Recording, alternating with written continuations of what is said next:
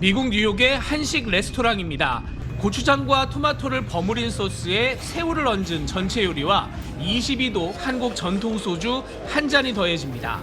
7가지 한식 요리마다 막걸리와 청주 같은 한국 술을 알맞게 짝을 지어서 내놓는데 한 끼에 무려 40만 원 정도 하지만 찾는 사람들이 끊이질 않습니다. It was my first time. The food, the liquor, everything was exceptional. The food was amazing. The food was delicious. I would recommend it to everyone here in New York. I love it. 고급 레스토랑의 기준이 되는 한 평가에서 뉴욕의 한국 레스토랑은 5년 전엔 단 2개였는데 작년엔 9개, 올해는 11개까지 늘었습니다. 음악과 드라마, 영화로 한국 문화에 눈을 뜬 미국인들이 이제는 음식으로까지 관심을 돌린 결과입니다. 유명 신문인 뉴욕타임스가 연말마다 올해 최고의 요리를 골라서 발표를 하는데 이곳에서 파는 한국식 맑은 돼지곰탕을 올해 뉴욕 지역 최고 음식 중에 하나로 뽑기도 했습니다. 기사 보는 순간 솔직히 소름이 돋았죠. 뭐 매일 먹어도 질리지 않는 맛, 그다음에 안 좋은 일 있을 때 먹으면 뭐 기분 좋은 뭐 그런 느낌을 표현하셔서 되게 기분이 좋았습니다. 한국 소주를 이용해 각종 칵테일을 만드는 고급 파티도 순식간에 매진이 됩니다. 바텐더 분들도 이거 칵테일에 이렇게 활용하면 되게 좋다. 왜냐면 아예 원조 그 재료 자체가 품질 자체가 좋으니까 반응이 그렇게 바로 뜨거울 줄 몰랐어요, 사실. 미국 땅에서 한국 문화와 음식이 유행하는 것을 넘어서 고급으로 받아들여지는 시대가 현실이 되고 있습니다. 뉴욕에서 SBS 김범주입니다. 관계자 뉴욕타임스가 올해 뉴욕 최고의 요리 8가지를 선정했습니다. 네. 여기에 돼지곰탕이 포함돼서 눈길이 확 끕니다. 네, 어제 뉴욕타임스가 2023년에 뉴욕에서 만날 수 있는 최고의 요리 8가지를 엄선해서 소개했습니다. 그중에 한 가지가 맨해튼 한복판에 위치한 한식당 옥동식의 돼지곰탕입니다. 매일 먹어도 좋은 한 그릇. 하지만 뭔가 좋지 않은 일이 있었던 날에 더욱 반가운 음식이라고 소개했습니다. 한국인들이 곰탕에 대해서 느끼는 기분과 상당히 비슷하죠. 뉴욕타임스는 어제 뉴욕의 최고 신생 레스토랑 12곳도 선정해서 발표했는데요. 역시 최고급 한식당이 포함됐습니다. 한식, 그것도 전통 한식이 해외에서 인기를 얻고 있는 게 어제 오늘 일은 아닙니다. 이제 워낙 많이 들어보셨을 텐데요.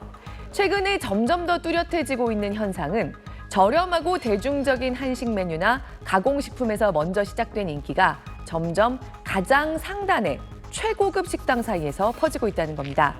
이를테면 비빔밥 같은 가정식이나 김치가 먼저 알려지기 시작한 뒤에 냉동김밥, 냉동만두, 떡볶이, 그리고 이제는 그냥 한식으로 개량됐다고 불러도 무방할 것 같은 한국식 양념치킨이나 라면 같은 대중적인 상품도 그것대로 계속 영역을 넓혀가고 있는데요. 최고급 한식당들이 우리가 흔히 생각하는 고급 프랑스 식당이나 일식당 같은 대접을 받기 시작했다는 겁니다. 우리 음식이 어느 나라에서 이렇게 인기가 많은지 궁금한데 아무래도 미국이겠죠? 네, 이민 인구의 규모로 보나 그동안 한식이 진출해온 규모로 보나 좀 가장 대표적인 지표라고 할 수 있는 미국에서 뚜렷한 분위기입니다. 여기 보이는 불판, 좀 익숙한 모습이죠. 가운데 꽃이라고도 이렇게 써져 있는데 지금 뉴욕의 모든 스테이크하우스, 뉴욕에 있는 모든 고깃집 가운데서 유일하게 국제적으로 공신력을 인정받는 척도인 미슐랭 별을 받은 고깃집, 스테이크하우스가 바로 한식당입니다. 익숙한 불판이나 또 밑반찬 구성 같은 상차림뿐만 아니라 아까 보신 것처럼 이름에도 한글을 넣어서 영업하고 있습니다.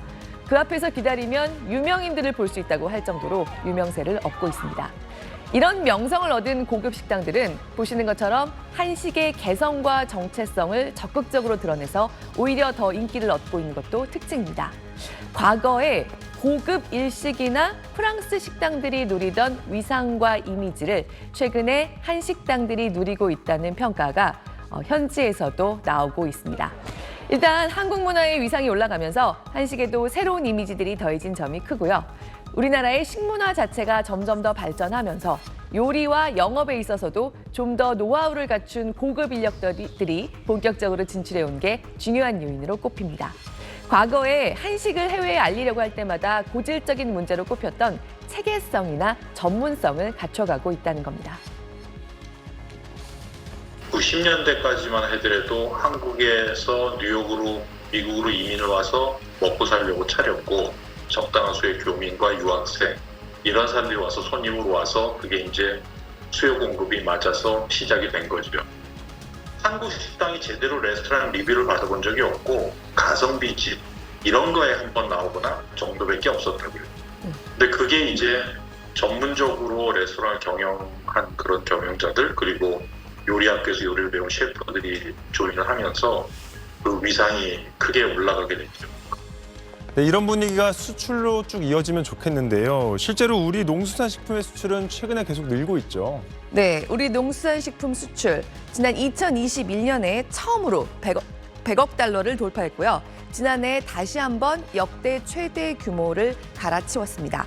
특히 지난해에는 미국과 유럽에서 한식에 관심이 커지면서 즉석밥이나 떡볶이 떡 같은 쌀 가공품의 수출이 1년 만에 10% 넘게 늘어난 영향이 컸습니다. 대중적인 한식의 인기가 먼저 한국산 식품의 수출을 끌어올렸고 앞으로는 오늘 본 것 같은 고급 한식당들의 인기가 다양한 한식 조미료나 재료에 대한 관심으로 확대될 거란 기대가 큽니다.